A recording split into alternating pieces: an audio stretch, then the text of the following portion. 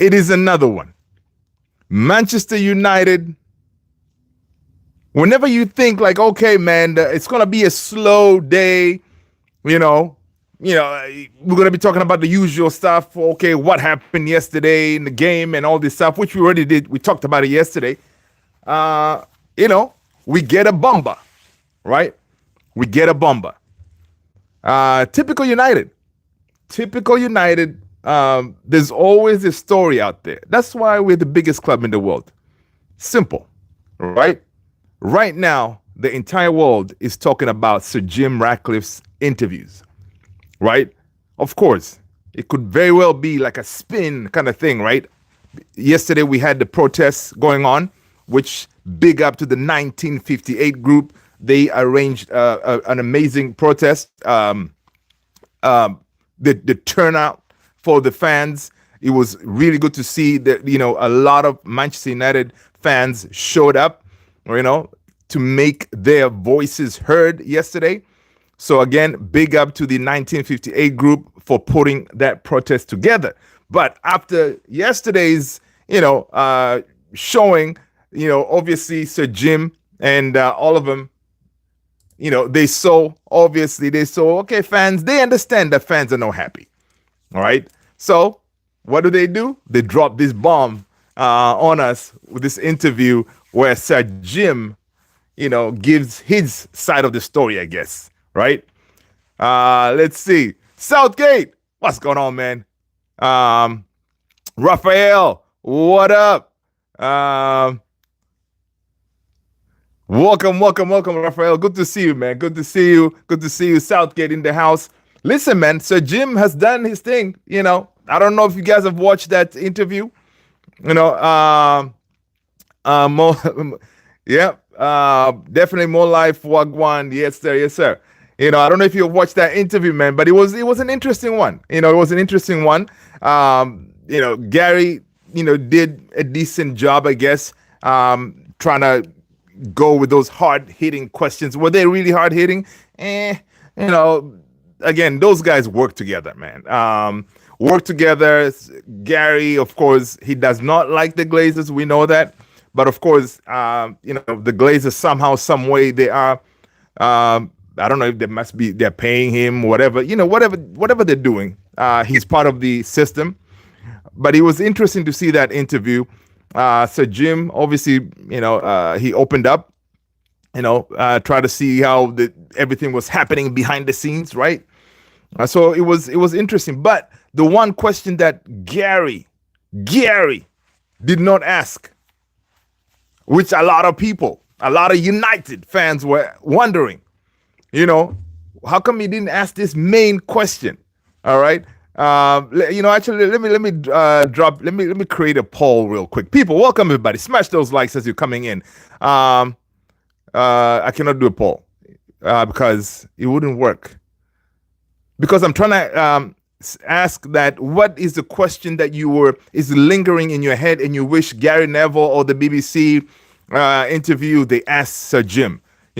Drop it in the chat, man. What is the question that you really wanted to know and he was not asked? Mine, and I'm sure a lot of you, is why did Sir Jim bail out the Glazers, right? Which is, it is, he bailed them out, right? He gave him the out. He gave him a way out of the mess that they created for us, right? The question is, why did he do it, right? Because maybe if Sir Jim did not show up, maybe the Glazers would have sold. They would have sold outright, right? Maybe they would have done that. But again, a lot of us were looking for the whole oil money, right? But apparently, there are stories that apparently, what's his name, Sheikh Jassim really doesn't exist, right? It was one of those. But it's interesting, man. Let's see. Blue Moon Tiger King. Do you think Man United going down next season? Say the truth. First of all, Blue Moon Tiger King. Are you a Man City fan, if I'm not mistaken? Welcome. Smash that like, man. Let's get those likes up. Hit the subscribe if you haven't done so already. Is Man United going down next season? No, we actually going to be rising. All right, we're going to be rising next season, man. This is the time where we are finding our way in the dark. Right, we're finding our way. We're sorting things out. All right, we are making things straight. And then we come strong next season. You better watch out. All right. So Blue Moon and everybody better watch out, man, because Ruben Amorim will come swinging. He will be backed. He's going to have some of his players. And listen, we're going to be rocking and rolling. All right. We can easily tell folks like Norwich, we ain't coming down there. All right. We're not going to be in this position again next season. All right. Or else somebody will be losing their job. But anyway, guys, listen, let's talk about this interview, man. It was an interesting one. All right. First question was Gary Neville was like, yo, Sir Jim, how do you assess your first year as a minority owner of Manchester United? Again, it's a simple question. Sir Jim said, we are roughly where we thought we would be, but it's also been quite challenging because there's been a lot to do. Quite a lot of issues in the club we needed to resolve, right? Yeah, it's one of those looking outside, looking in, you think, okay, I know there are problems, but damn, this is a lot of problems, okay? Another question was, has the challenge been what you expected when you took over? So Jim said the nature of the challenge is what we thought it would be, but the scale of it probably slightly bigger. Right? Listen, Manchester United is a monster, right? It's a monster of an organization. It is not Nice. It is not any of his other projects that he has going on, right? When they put their feet in that club, they realize, oh my God, the amount of work that needs to be done here, it's crazy. But again, why did you guys decide to bail out the Glazers, right? Because you knew the Glazers are the enemy of the state. They're the enemy of the fans, right? By Sir Jim and Ineos deciding to say, "Hey, we're gonna take on this role," and as a football arm of the organization, they knew they're gonna face this backlash from fans, right? Because fans equate them as obviously they're the ones who obviously they're working hand in hand with the Glazers, so. Them allowing the Glazers to stay, obviously, they heard from the fans, right? They heard from the fans. All right. Another question he was asked that why have you had to implement? Okay. Hold on a second. This one, I went too far. Okay. So another question was, why have you had to implement such drastic cost-cutting measures? All right. The simple answer is the club runs out of money at Christmas if we don't do those things, right? Cost cutting, I guess, removing lunches and stuff like that. Tony, what's going on, man? Good to see you. All right. He said they had to make those tough decisions, right? They had to cut costs everywhere. That way they don't run out of money by Christmas. And another question was, you have faced criticism for layoffs and changes. How do you respond to that? And listen, he responded and said, listen, I don't enjoy reading the newspaper very much these days. I have to say, I know it's unpopular, and this period of change is uncomfortable for people, and some of the decisions we have to make are unpleasant, but they're necessary to put Manchester back on the table, on a stable footing. Listen, I know some of the decisions were tough, right? Some of the decisions were tough, but one thing I noticed about Sir Jim, you would think like, okay, this guy, being a billionaire and all this stuff, maybe, tough skin, but he felt, you can see that he was feeling the criticism that he's getting, right? Yeah, Tony, I like that the coffee and croissant in German. Yeah, I like that, right? So he understands that making this decision is tough, but again, why did you guys have to bail out the Glazers, man? Because now all these headache and all this hatred and everything is being directed towards you guys, right? Because you bailed out the Glazers again. Frustrating. But the man says, listen, he has to do that because we're going to run out of money. All right. Gary Neville says, how bad was the financial situation when you came in? All right. He says Manchester United would have run out of cash by the end of this year, by the end of 2025, after having me put 300 million in, and if we buy no new players in the summer, right? So 300 million in, it helped, but still, it wasn't good enough, right? It wasn't good enough. And also there was this part that he said, like, listen, apparently, obviously, we're still paying for, not apparently, we are still paying for a bunch of these players, right? Sancho, I think we're still paying, of course, Onana, you name it.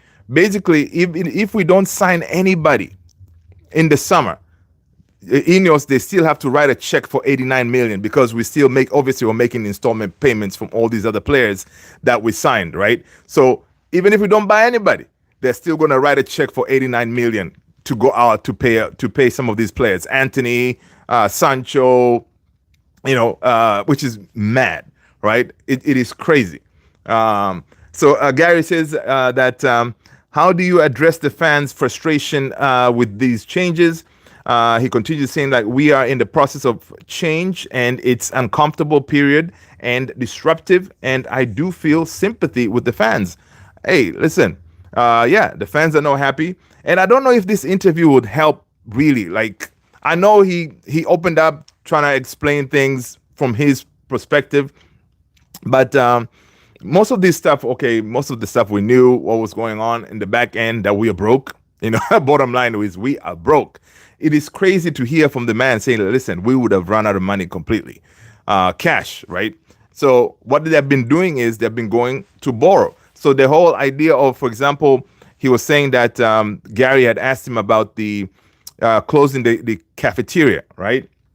Gary was like, listen, man, how we are Man United, how can we close the cafeteria? We're providing food for employees and stuff like that. So Jim was like, listen, man, I mean, he says he has never worked or been a place where they provide lunch, right? So it's one of those, they could have found a way to keep that piece of it, but then they would have had to go and borrow money at the bank. Like he said, they go across the street to the bank and borrow money to make that program run, right? So, which he said it didn't make sense to do that, right? Which is it's crazy. Just the fact that knowing that folks would have to go and borrow some money. This was pretty cool too. What is your view on the current Manchester United squad? All right. So Jim says, listen, some Manchester United players are not good enough. All right. And some are overpaid. No.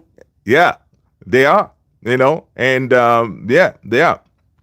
And of course, we remember, guys, when Sir Jim he did his first tour or something at Old Trafford, he did make a comment like, yo, why did we sign Casemiro at his age and we're paying him 300,000 a week? Ridiculous, right?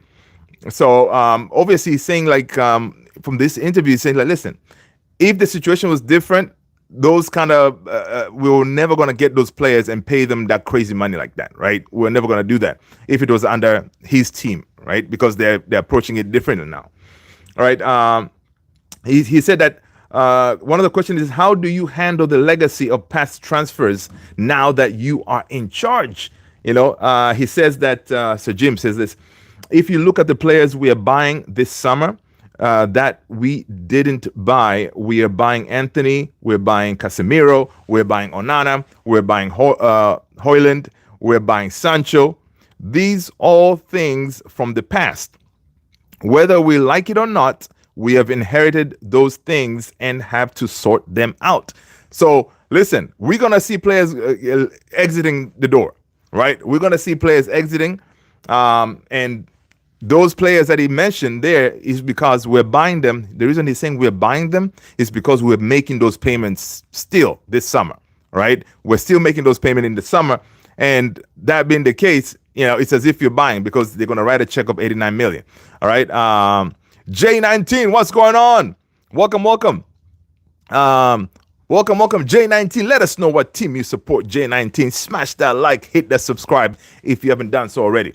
All right, guys, if you're coming in, I'm Luther. This is Man United Central. We're talking about Sir Jim Ratcliffe's interview, opening up what is going on in the background, what was happening. Listen, it could be smoke screen. That way, folks can kind of, after the protest yesterday, they come up with this to kind of, to kind of cover, what is going on. That way, to kind of have people kind of switch their mindset and focus more on this interview, right? That kind of thing. So we shall see.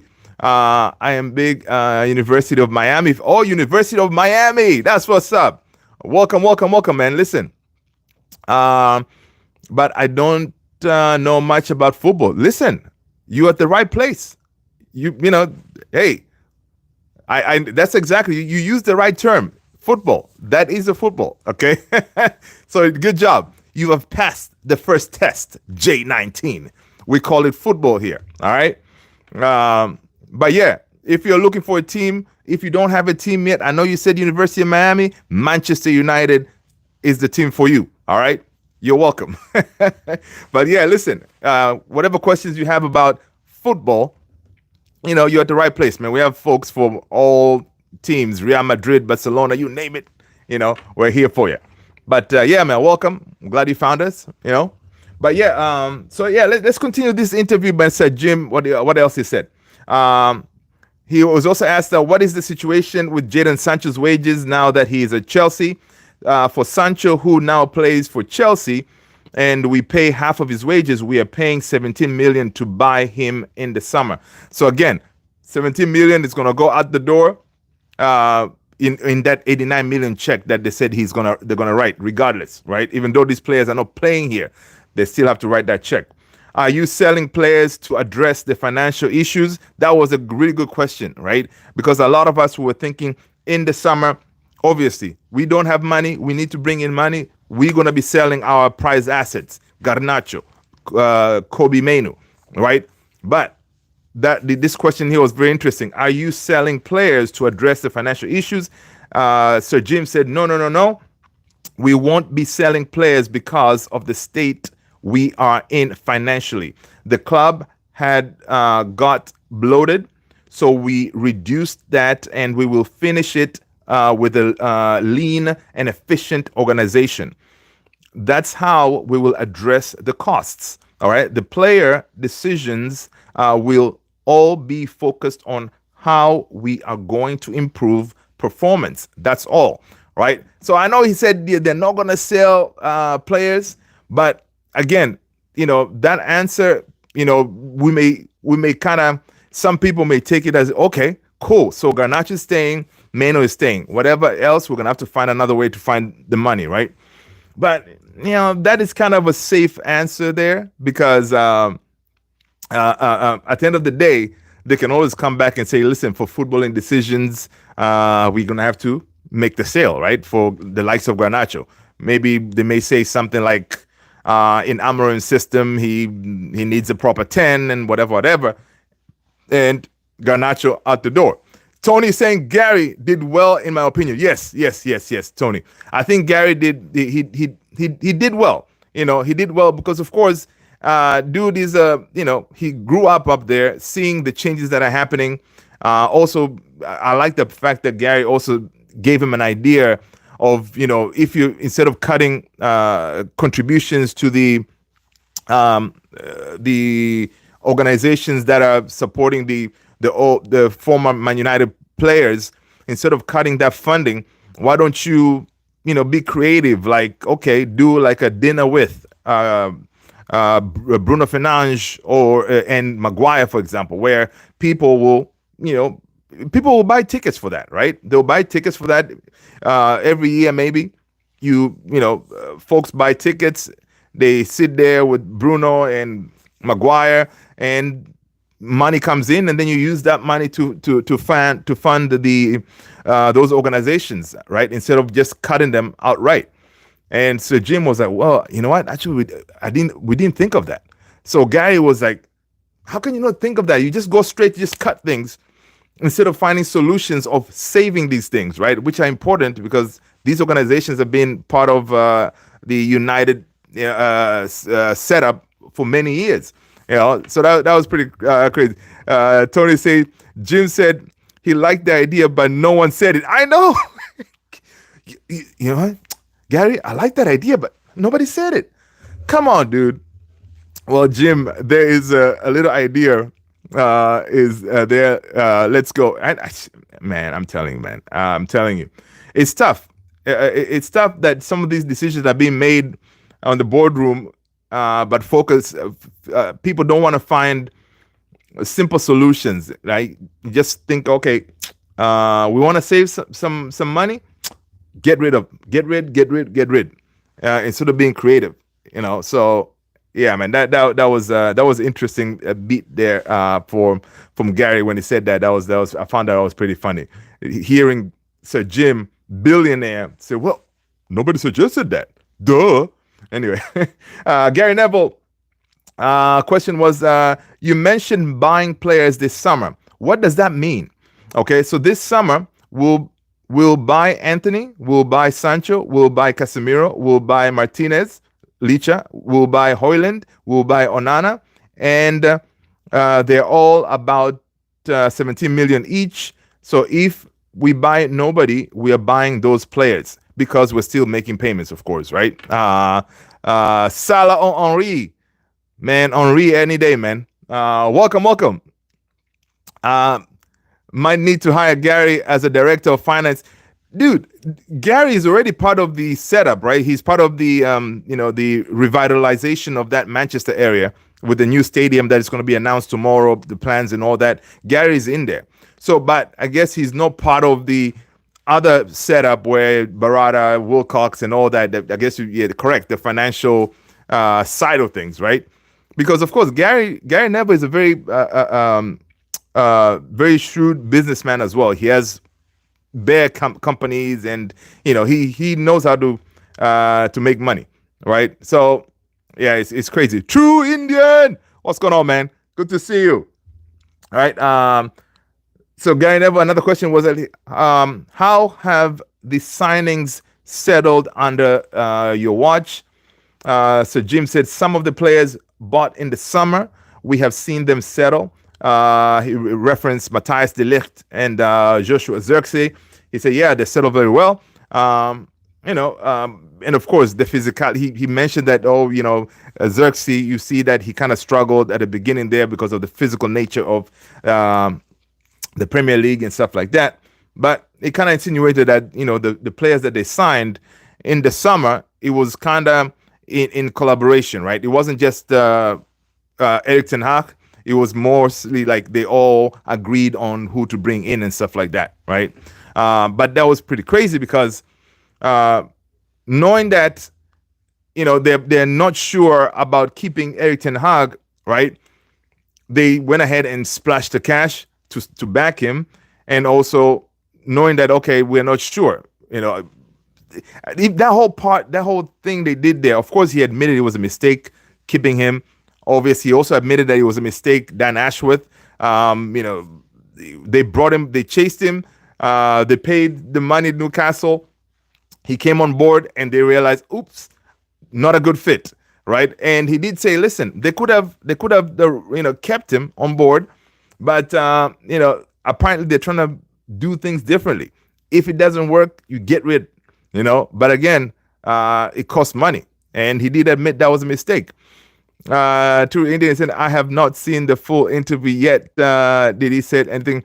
Well, he said interesting stuff here and there. I've dropped the Gary Neville's interview on the Discord, man. Or if you go to YouTube, you'll see it, right? On the overlap. It's very interesting interview, man, to see his side of things. Gary also did a good job asking some really kind of a hard-hitting questions somewhat. But the main question that he didn't ask, why did you bail out the Glazers. Knowing that, you as a Man United fan, all right? He said he's a Man United fan, which we know. You know how the fans feel about the Glazers. Why did you bail them out? All right? Why did you bail them out? Because now they ain't going nowhere. Because Sir Jim believes in a few years, I don't know, maybe 5 years, or right, he's going to be able to get this team to be profitable again, right? Steady the ship, right?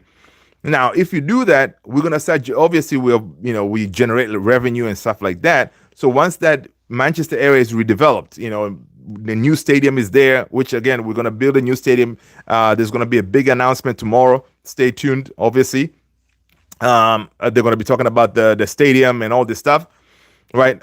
When the money starts coming in, come on, the Glazers are gonna they're basically right now they're rubbing their hands, right? Because the Glazers, obviously they wanted to redevelop that area, but of course they really did not have maybe someone who can actually spearhead the whole thing. And luckily Sir Jim came in and was able to push that deal through, and it looks like it's going to happen, right? This is the last few years, maybe say these next 5 years could be our last 5 years at Old Trafford, right? Before it gets demolished, and then a new 100,000 seater stadium gets built. Which those plans will come tomorrow. I cannot wait to see the videos and all this stuff. How the stadium is going to look. I'm sure it's going to be amazing. From what he said on the interview, it looks like it's going to be something huge. I got the video recommendation, but only watched 10-15 minutes. Yeah. It's interesting, man, to understand what was going on. But you can see that by watching that, okay, a lot of decisions, the way they were making them, it was very erratic. They were not, they kind of didn't know what they're doing, making mistakes, costly mistakes, right? And then now, unfortunately, the people are paying it by their jobs and stuff, right? Losing their jobs and all this stuff. All right. Let's see. Another question he was asked. Gary Neville. Yeah. What's your assessment on Ruben Amorim's start as a manager? Sir Jim said, if I actually look at the squad which is available to Ruben, I think he is doing a really good job. To be honest, I think Ruben is an outstanding young manager. I really do. He's an excellent manager, and I think he will be there for a long time. That is a big endorsement, man. Big endorsement for Ruben Amorim, right? Big endorsement, because now, Sir Jim saying that, it kind of gives dude more like that feeling. Say, okay, even if he was worried about his job, probably not. But Ruben Amorim knows, in order for you to save your job, you gotta get those wins together and stuff like that. But now he can kind of breathe easy a little bit, knowing that, listen, Sir Jim made this comment, and Sir Jim, obviously, they talk all the time apparently with Ruben Amorim. They all know why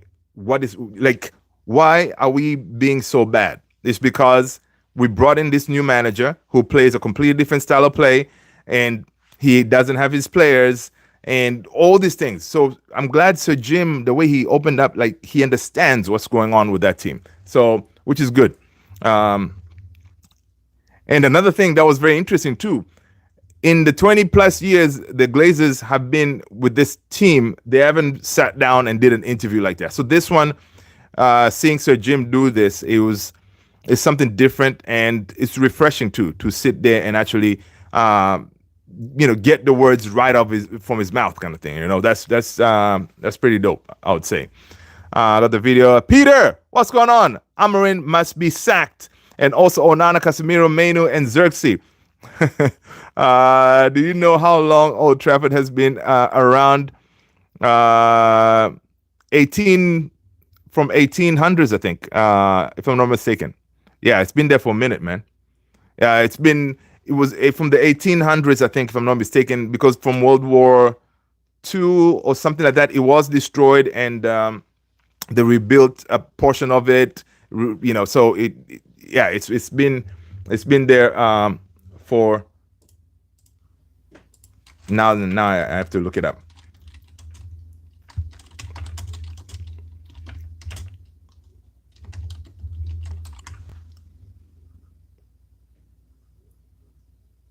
And let's see. Old Trafford. When was Old Trafford built?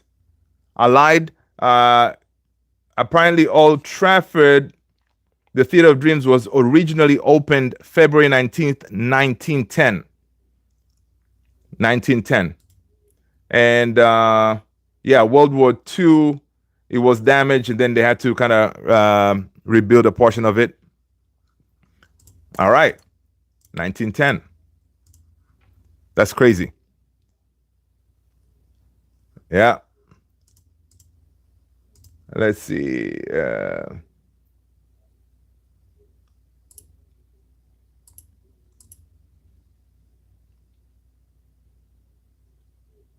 Oh, so the 1800, I was confusing it with you know when Manchester United was founded in 1880.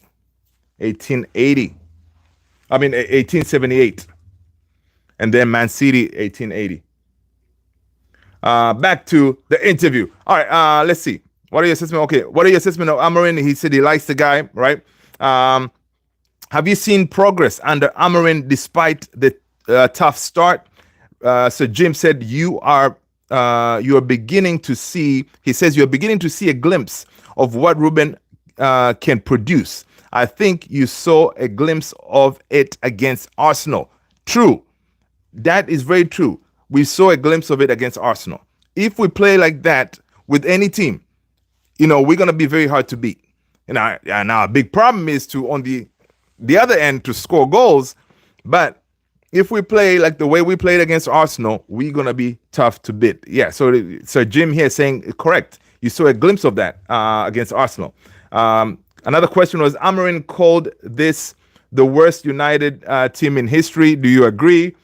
So Jim goes. Ruben said it was.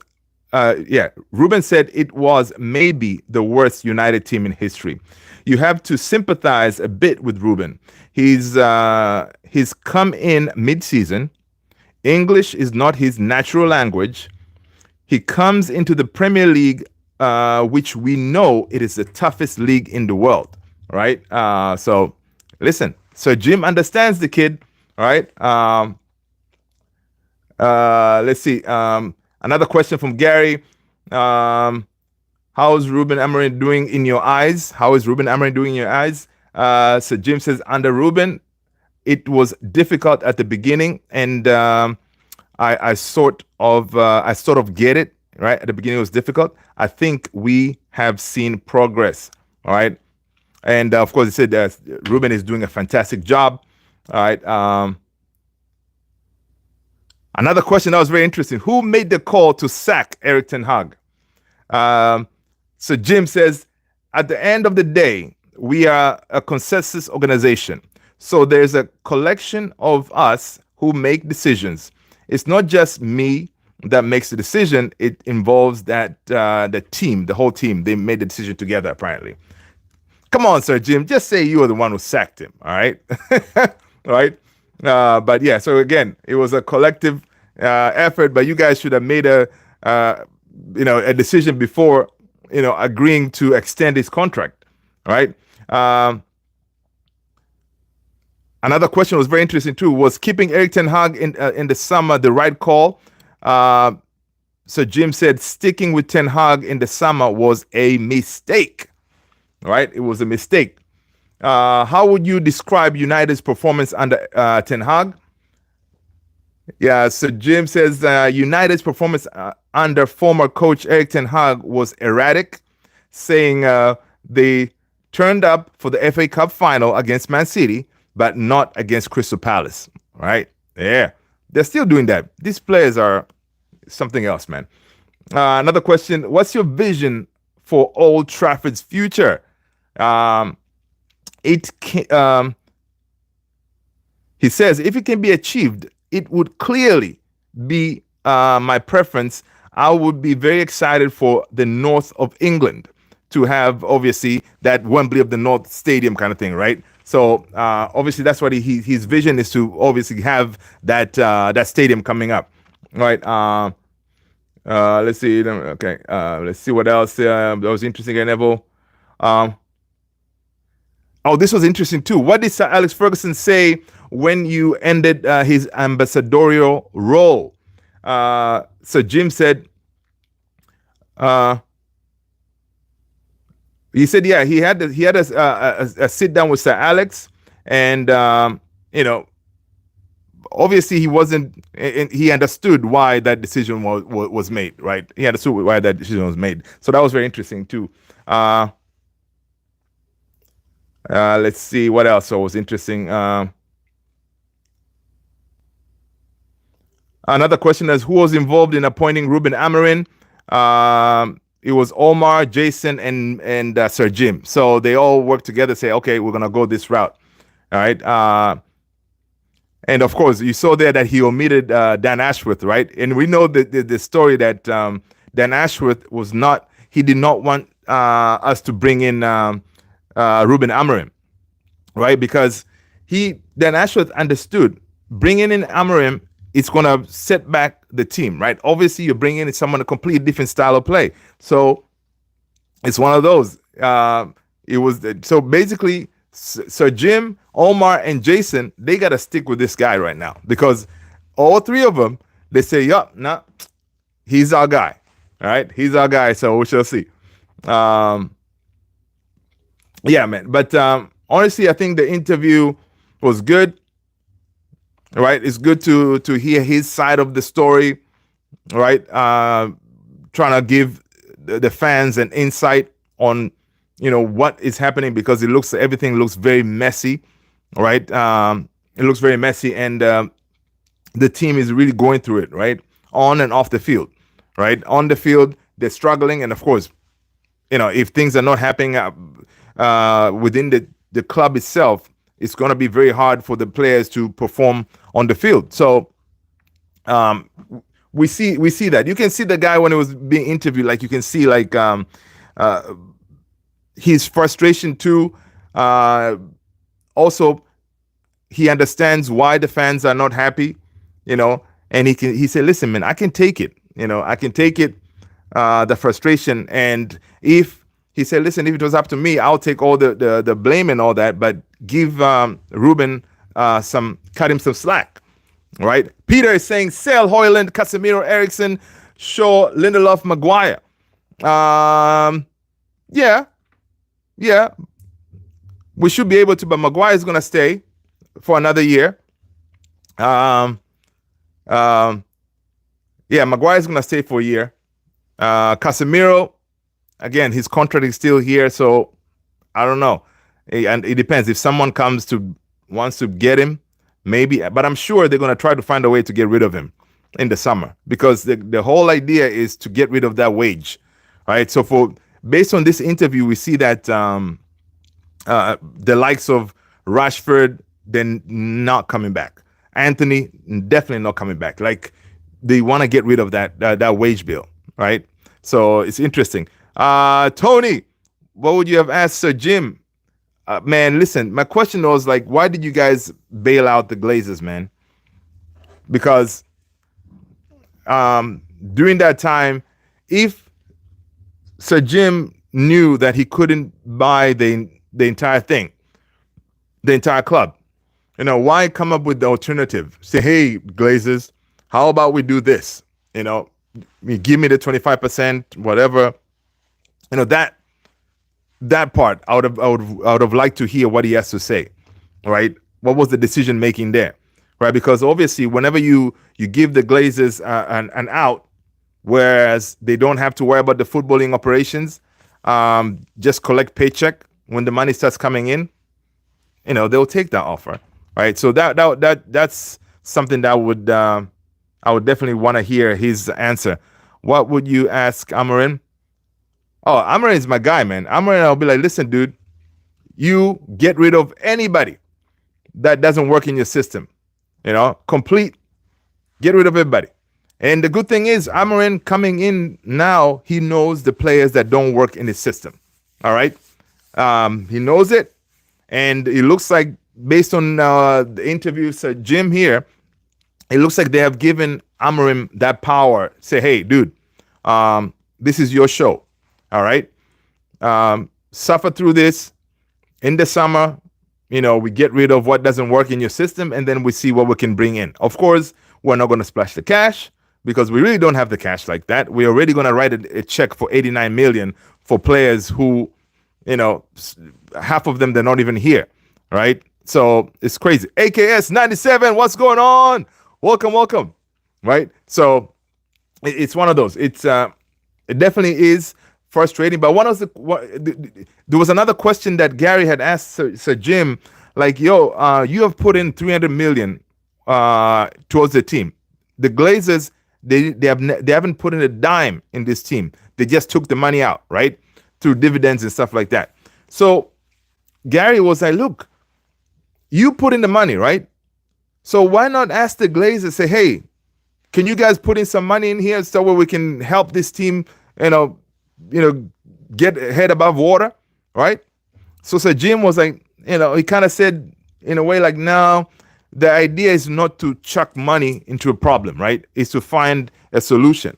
And his solution is to make us more, to cut costs and, make us more like a thinner organization, more efficient, right? But honestly, sometimes in football, whenever you have a problem, you may need to chuck the money to the problem. Throw the money to the problem and then sort it out as you go, kind of thing. Because right now, because of our money, our shortage of money, then our project is going to take longer, right? Because you cannot really get the players that you need for Ruben Amorim. You're going to have to really nickel and dime here and there, all right? AKS, did yesterday's show... yeah, man, it looks like it did close to the end, if I'm not mistaken, right? Yeah. When does the summer transfer buy sale window officially start? I think, I want to say June 1st.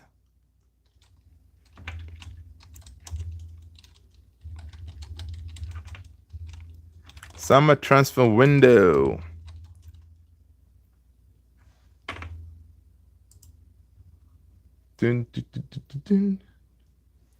So summer transfer window.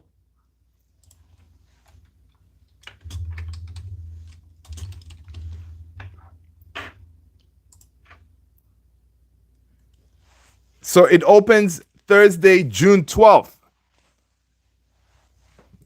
June 12th. The window opens. We can start getting rid and start talking business. Official side, how does it work? So, I mean, basically, once the window opens, that's when, the likes of course, teams, they're already talking right now, right? Say, for example, if Garnacho now wants to leave, his agent now is already, shopping around, right? So after that date, June 12th, then they can start the process of moving him on to whatever other teams and then come up with an agreement. So some of the money obviously, gets paid to United, and then Garnacho would go, those kind of things. So that's when officially the players can start being moving around all over the place. But of course, the talks have already started. Most of these agents, they're already talking right now. Once the window opens, we see some player movements, right? Of course, players like, for example, Anthony, where we are still paying for him, right? Obviously, you wanna, if you're gonna sell him, ideally you wanna sell him to make sure that you're not in the hole. Because if we still owe, like, I don't know, 50 million for Anthony when we bought him from Ajax, then you're still 50 million in the hole. So if you go and sell Garnacho to Real Betis for 20, then you're still in a hole, but for that 30, right? So yeah, ideally you want to make sure you get the most to cover that 50 that is still open, right? But it's going to be tough because most of our players we overpaid, right? Because Anthony is like a 35, 40 million kind of player, right? Same thing as Hoyland. Hoyland, we paid 70. Dude is like a 35, 40 million. All right, so it's tough. So now if you try to go and offload Hoyland, then you're still going to be in the hole because we're still paying for him. Peter is saying, if you could buy one person, would you buy Osimhen, Gyökeres, Frankie de Jong? No, I'll go. Honestly, I think I like the idea of Gyökeres because Gyökeres has worked with Ruben Amorim, but Osimhen gives you that aerial ability, strength. Like he's one of those. If he's playing, imagine like the Van Dijks and all these guys. Whenever they know they're gonna face a guy like him, they'll know it's gonna be a battle, right? Yeah, that's what he gives you. He gives you that, that fight in the box kind of thing, right?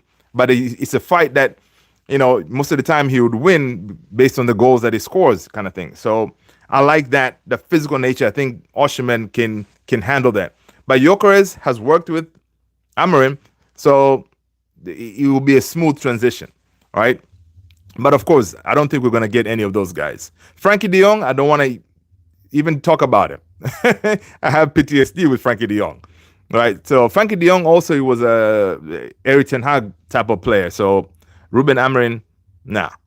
I'm AKS is I'm cool 20 Mr. Sure, that's I was on. I figured you had the game. Okay. Blue Moon is saying, have Man United sort of rat out yet? No, that rat situation is still going on. So Sir Jim, he's trying to make sure those rats don't get fed, right? So that's another issue that he was not asked.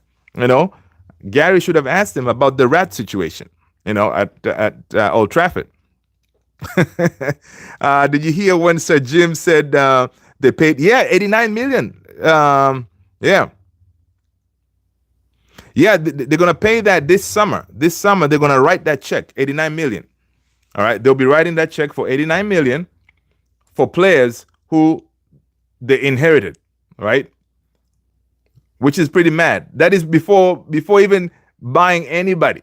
That check, it has to be written because those are the payments, right? So basically, that check, 89 million, is going to cover Anthony, because it says we're going to buy Anthony, we're going to buy Sancho, we're going to buy Casemiro, we're going to buy Martinez, we're going to buy Hoyland, we're going to buy Onana, right? That is what that 89 million is going to cover, in the summer, because they have to make those payments. So it's pretty mad. Pretty mad. Crazy. Also, what time does it's at 9:45, 9:50 my time. So yeah, 9:50 my time, Eastern. Yeah, good stuff. AKS. Yeah, buddy. Busy. Not a game, but other things going on. Good to see you. That's what's up, Tony. Cool, man. Just safe out there. Yep. Be safe, definitely. That's why Osimhen wear the face. Yeah, man. That's why Osimhen wears the mask. Yeah. Dude is physical. So he's gonna rough some of these defenders out. You know what I mean? But the good thing is, with him, he'll stay on his feet. So Jim said, "I'm pleased for Marcus Rashford. He's moved out of Manchester. It's probably a good thing for him, right?" So, hey, he likes the idea, man. Obviously, he likes better the idea of that a huge portion of that salary it's getting paid by Villa. So that is, when it comes to books, it's working out. Even Sancho, same thing. Chelsea paying a huge chunk of that salary. Anthony, the same thing. So, they like the wage bill. All right. Why did he buy? He said, why did he choose to invest in Manchester United? He said, because I really like Manchester United. They are my boyhood club. He says that I believe that we can sort it out. If I didn't believe it, I wouldn't do it. Um, he said I would sell it to the Qataris or something, right? So, dude, yeah, he says I love the club. You know, it's quite appalling too that no one at the club came up with the solutions for the situations that were terminated, like the 40K exactly AKS. That's what we're talking about earlier, and Gary was like, really? So you have people making these decisions without finding a solution on important projects like that. Say, hey, like, how about we find a way to save it? All right, it's only 40K, you know. And so Jim was like, well, you know what? Nobody suggested it. You know, that tells you. I wish Gary was like, yo, man, I wonder who you're surrounded with. You know, mostly probably he's surrounded with yes men kind of people. You know, whatever he decides, he goes. Nobody tries to give him another alternative. Say, hey, man, listen, let's find a way to save this. It's like they don't even care, but claiming to be lifelong. Exactly. Yeah. So quick to cut everything. You know, these are the foundations. They've been around for years and years and years, right? And it's 40K. It's not even that crazy money, man. Yeah, it's mad. It's like it's crazy. It's crazy that the decisions that are being made, right? I know he's saying, yeah, in the long run, these are tough decisions. They have to be made, but still, you got to think of the people, right? These are the jobs that people are losing. These are just regular folks, people who work in that area. They don't get paid crazy money, but they're the ones suffering because of the mistakes, the Glazers, and also some of their mistakes. You know, splashing the cash to hire Dan Ashworth and then end up firing him. Splashing the cash to give Ten Hag a contract extension and then go ahead and sacking him, and you have to pay him off. I mean, it's just ridiculous. Umar Hussein, hello. Thank God for LFC didn't sign Amorim. Listen, man, a conference manager. Listen, you watch, all right? You watch, man. All right, give us another year, because Sir Jim did say that he sees Ruben Amorim staying there for a while.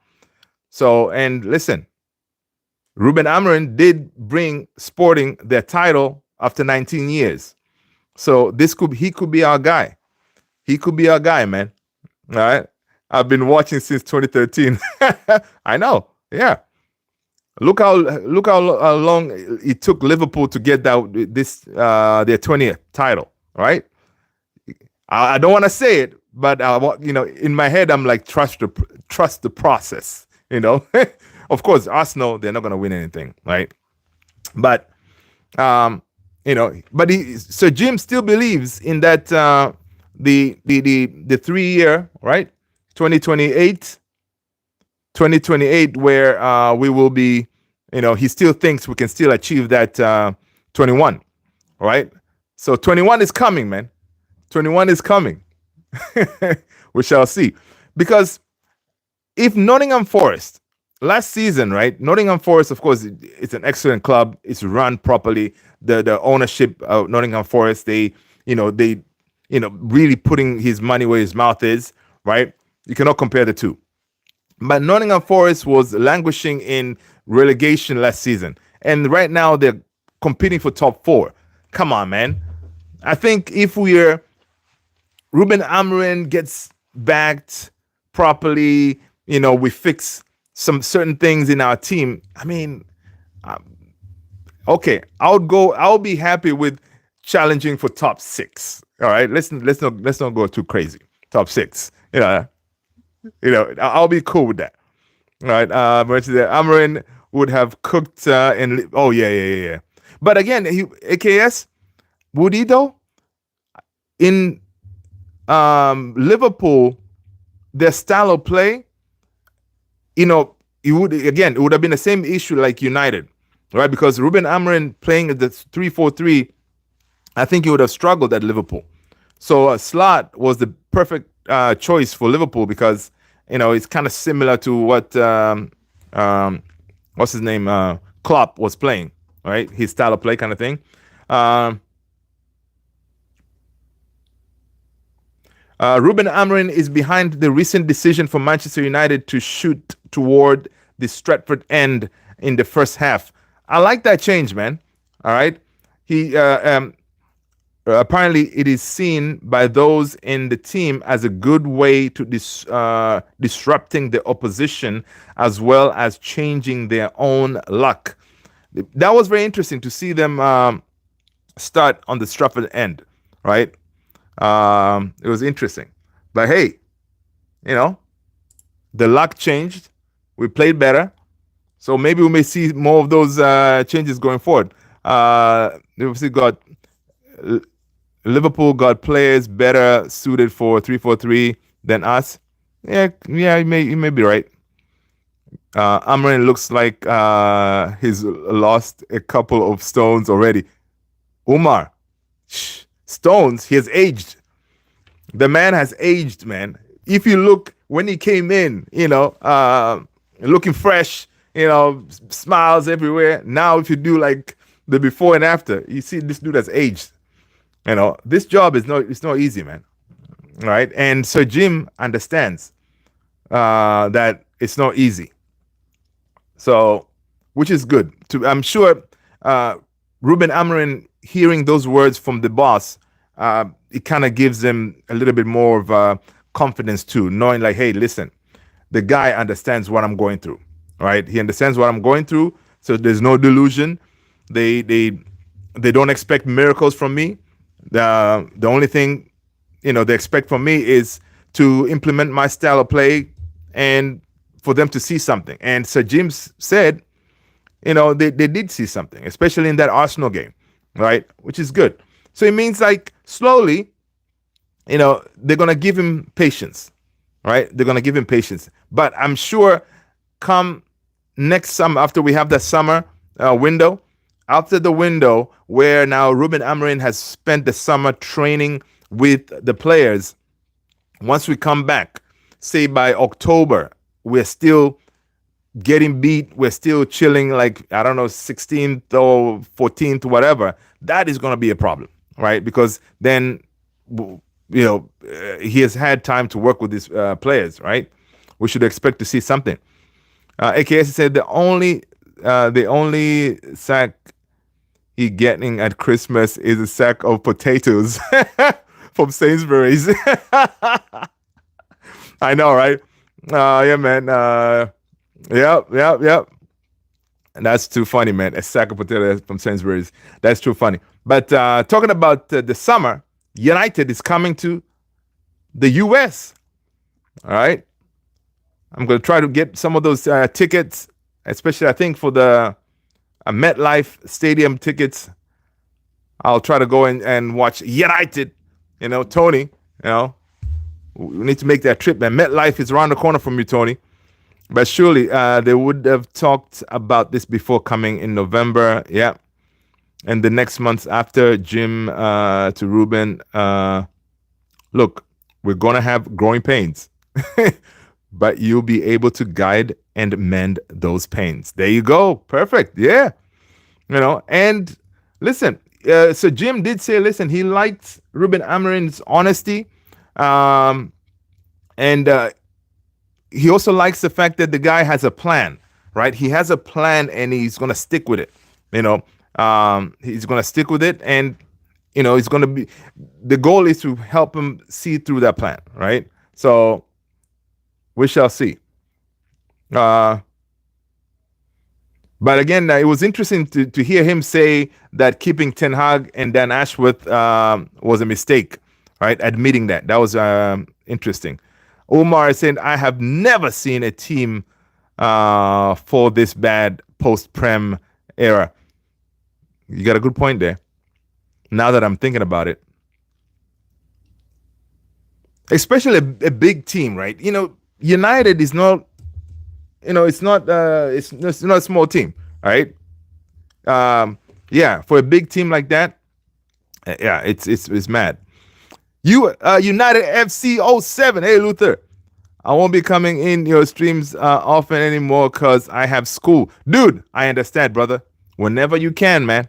Whenever you can, give a shout out. All right. So it's cool. No worries. No worries at all, man. What plan? Lost 12 games already. What plan? We lost 12 games already. Hey, listen. Right now, it's growing pains. We're gonna go through those, and then in the summer, hopefully, it gets back, and then we won't have that many pains come next season. All right. NFC, that sucks, but good for you. Yeah, man. School is important, dude. School is important. Do your thing. All right. Do your thing, man. Sorry we cannot help you with your homework. But if you want to come in here and discuss some of your papers, whatever, there's some smart people in here who can help you out if you want to brainstorm. Let's see. Omar say, yo, bro, that's what I'm saying. For a big team to fall this bad, it's hard to believe. Yeah, it is. And imagine now for us, us United fans who have seen United at the glory days, Sir Alex and them. Seeing this, it is tough. No wonder Roy Keane and them, they lose their mind seeing this team, whatever, like they're not showing up constantly, downing tools and stuff. They lose their stuff. It's because we had standards back there. Back then, we had standards, but those standards are out the window. MetLife Stadium is 3 hours from me, Luther. Yeah, man. Same here. Like, yeah, about 3 hours. Because I think the games, it's MetLife, and another one is in, I think, Atlanta. And I think there's another one. I need to check where they're going. Yeah, for me, it's about 3 hours too. It's super hard to believe, but it's true. Yeah, it's mad. It's madness, I tell you. It's madness. But this was definitely, guys, I recommend you check it out yourself. Check the interview because I know everybody and their mother will be talking about it. And, of course, tomorrow we're going to get the news about the stadium. All right. I know it's going to be a big splash. There's going to be a promo video coming out. They're going to do a whole bunch of stuff about this, about the stadium release tomorrow, when they release the plans and everything, the time frame. It's going to be interesting to see how our new stadium is going to look like. Nice 3 hours. Going to have to check ticket. Yeah, man, we're going to check ticket prices and see, because we got to get them early,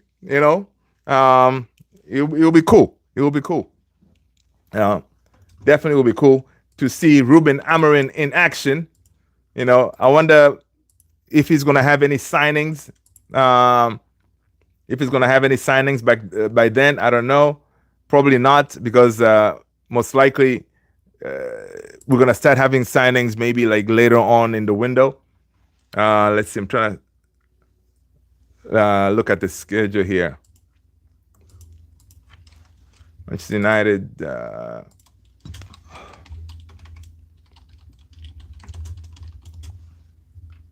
Summer US tour. Yeah, so the Premier League returns. I'm trying to see.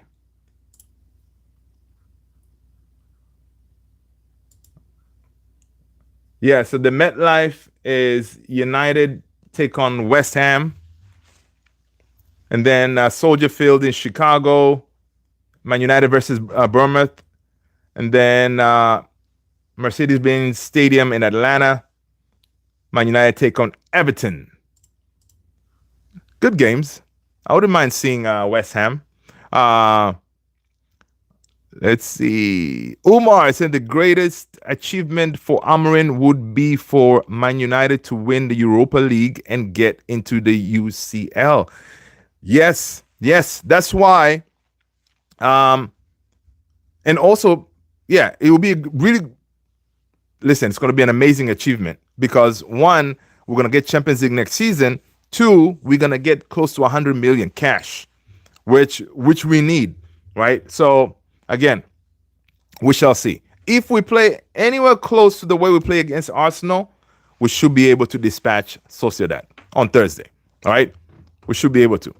Um, yeah, dude, AKS, I'm looking forward to see Diogo Leon, man, because Diogo Leon will be with the team in the summer. That should be cool, man. And oh, Cheeto, yeah, man. What? Oh, it's gonna be exciting, man. It's gonna be exciting. So, yep. Get to see Cheeto, Diogo Leon. You know, who else? Even to see Maz, man. Maz, Delit. Delit looks like a big dude. To see him in action. Even to see my guy Onana. Because guys, Onana is not going anywhere. All right. Onana is not going anywhere, unfortunately. I know a lot of people want him gone, but I don't see him getting sold. We're gonna sign a new keeper because we're losing Heaton, but Onana is going to be here. You need a team, another stadium. Without a team is pointless. Even Sir Jim said that too. He did say that he didn't mention. He talked about something like, whatever money that we're saving and we're trying to generate, we're trying to put that towards the team to build the team. Because once the team is performing on the field, then we're gonna be able to generate more revenue and all this stuff, right? So yeah, definitely. But it kind of goes hand in hand. If that Manchester area revitalization happens, obviously it's going to happen. We're gonna see that information tomorrow. Once it gets developed in 6 years, dude, imagine 100,000 seater stadium. I don't know if it's gonna be where Old Trafford is. That's where they're gonna build it. I think there's a space next to it where the parking lot is, that area. So it's gonna be crazy. You're gonna have shops and all this stuff around there. Money's gonna come in, and once money comes in, then hopefully by then the likes of Cheeto, the likes of Heaven, imagine how experienced they'll be by then, right? So by then we have a decent team, and then you just build on it, right? And that's why Vivel is in charge of the recruiting. He's bringing in these young guys like Diogo Leon. You're bringing in Dogu. We're not getting like these older players. That's why they have that thing, like 26-year-old and under kind of thing. So, which is crazy. Talking about 26-year-old, and then how come we're linked with Mateta? Dude is 28. So I don't know. It's crazy. Growing pains under Omar. Growing pains. Yeah. Tottenham got a great stadium, but a rubbish team. Yeah. Tottenham has an amazing stadium, man. But of course, it's just Tottenham. They're not used to winning things. United, on the other hand, under Ten Hag, even though we're not as great, we won 2 trophies. So United, we're used to be winning things, right? So, hey, this season, we shall see. Ruben Amorim may be able to get something, right? He may be able to get something. But next season, if we don't have Champions League football, no European football, even that, yeah, it's going to suck. But that could also be a way for Ineos and them to say, hey, we don't need this big team, right? We don't have Champions League football, so they're going to trim it down, right? Getting rid of a lot of excess weight when it comes to these players. So it's going to be something, man. I really hope, though, we get Champions League football. But talking about Champions League football, imagine the type of teams that we've been seeing in the Champions League. These teams are playing good football. In order for us to compete with some of those teams in the Champions League football, it's going to be tough, man. It's going to be tough. So we shall see. Stadium bring a trophy. Possibly Ahmad for the summer. Yeah, Ahmad will be. Would Ahmad be back from injury? Yeah, I think Ahmad will be back. Licha won't be back. I think Licha, we should expect him by after the season starts. Yeah. Umar, I hope Liverpool FC sign Greenwood. He's a great talent. No, Liverpool, they're not going to sign Greenwood, man. I haven't even seen him linked with Liverpool. I think the last link for Greenwood I saw was, is it PSG? I think PSG or something like that. which we like because if he gets sold, we have that sell on clause on there. We can get at least 20 million or something for him. Happy days. Um, let's see. Great talent. Will be keen to cooking. Yeah, big mistake for Man United to let him go, but they had to let him go, man. They had to let him go. They had to let him go because obviously because of obviously what happened and all this stuff. Imagine if they kept him, these fans, every stadium would have gone. They'll be abusing him, right? So it was easier to get rid rather than keep him, right? Of course, when you talk about generational talent, Greenwood was that guy. Yeah, Greenwood was legit a baller. Yeah, but let's see where we're at. Oh, we're past the 1 hour. People, listen, let's end it here, man. Let's pick it up tomorrow, same time, same place. You guys have been legend as always. Thank you for smashing those likes, hitting the subscribe. I appreciate you all being here. Guys, take care of yourselves. Have a good night, good morning, good afternoon, wherever you're watching. Bro, I don't understand what's the footballer's personal reason got to do with his football. Well, that's the thing. People don't separate things like that, right? I know, yeah, the personal reasons, yeah, they're wrong. Yeah, people say, oh, he wasn't convicted, whatever. But still, what transpired was wrong, right? But yeah, the abuse will be there, So yeah, better decisions. But what can you do? People, good night. Take care of yourself, people. Peace.